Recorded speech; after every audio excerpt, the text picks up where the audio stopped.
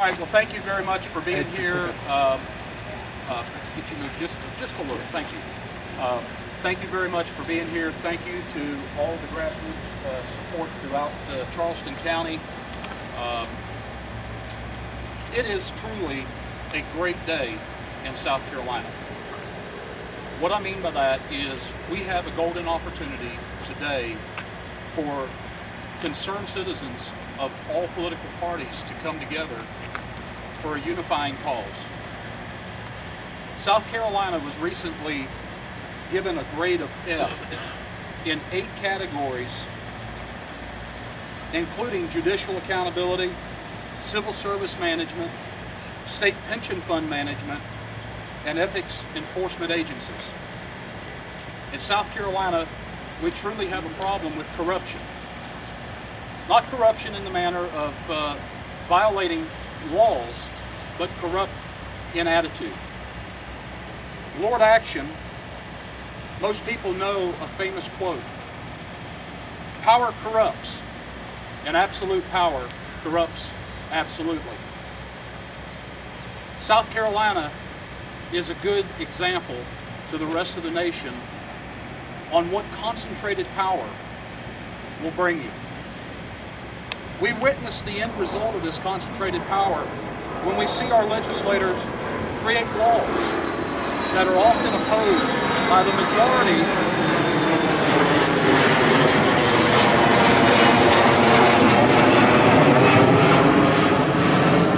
This is usually when an animal comes up, right? Bites you or something. We see the end result of this consolidation of power in Columbia as our legislature often passes laws that are opposed by the majority of the citizens that they represent.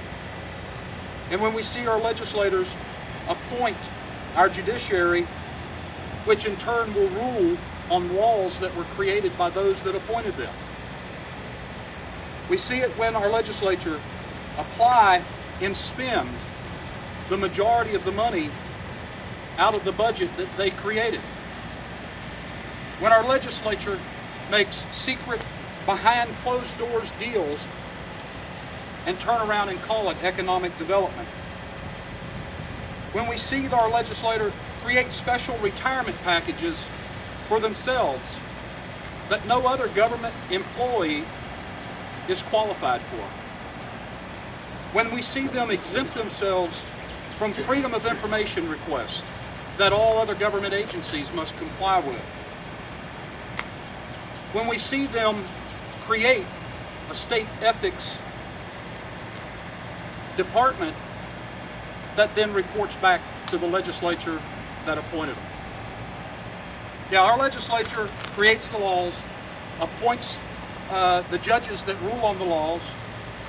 They create the state budget and then turn around and spend the money out of the budget that they created. The Ethics Commission. It's no wonder South Carolina was named one of the most corrupt states, because absolute power corrupts. The question is, who is responsible? And for that answer, you have to look a little deeper. We cannot hold, as voters, we cannot hold appointed people accountable for their decisions. Decisions that affect every one of us every day of our life. So we have to look a little deeper. We have to look at who has built this house. It's an analogy. If you build a house from scratch, you're going to build it to suit your own needs. And you're not going to want to remodel that house because you built it. The person or the people that are to blame are those that are in the most powerful positions in our state legislature. Speaker of the House, Bobby Harrell. Everyone knows that nothing happens in South Carolina without his blessing. Most of our legislators know that if they speak out against something that he does not like, or if they speak in favor of something that he does not want, they will get punished by taken off of committees. Ask our governor. She was taken off of committees as punishment. So our Speaker of the House is absolutely part of the problem.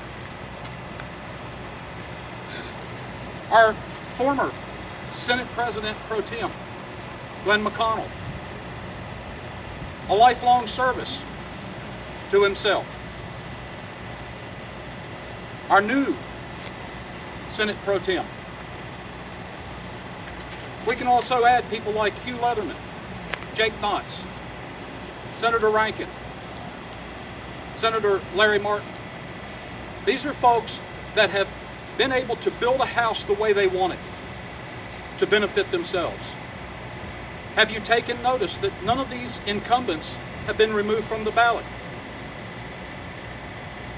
That's a little strange.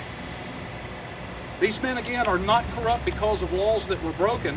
Let's face it, they wrote the laws. They're corrupt because of the tactics that they use to maintain their power. The 1990s gave us establishment politicians that were selling their votes for personal gain. Now, we have politicians protecting their corrupt power by stealing ours.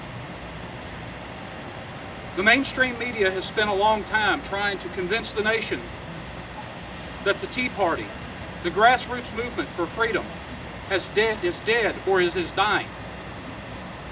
Well, obviously, the South Carolina legislature does not believe that it's dead or dying.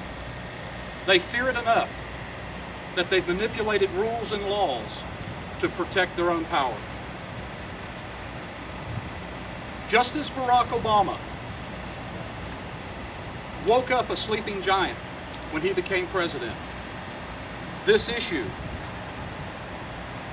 has woken up the giants in their own backyards. We will truly find out once and for all, is South Carolina a real conservative state, or do we just play one on television? Operation Lost Vote is an attempt to unify voters throughout South Carolina to replace corrupt politicians with citizen servants that will diffuse the power in Columbia. Our candidates will stand up for capitalism, not cronyism. Our candidates will stand up for real, comprehensive tax reform, not special deals for power players that benefit only a few. You see, our candidates understand power corrupts. They will work to separate the power. And most importantly, they will return power to the citizens through transparency. Those that are protecting their power may have thought they would stop us by removing our candidates from the ballots. I would like to thank them for helping us by allowing us to point out their corruption and giving us this golden opportunity to fire up the citizens of South Carolina.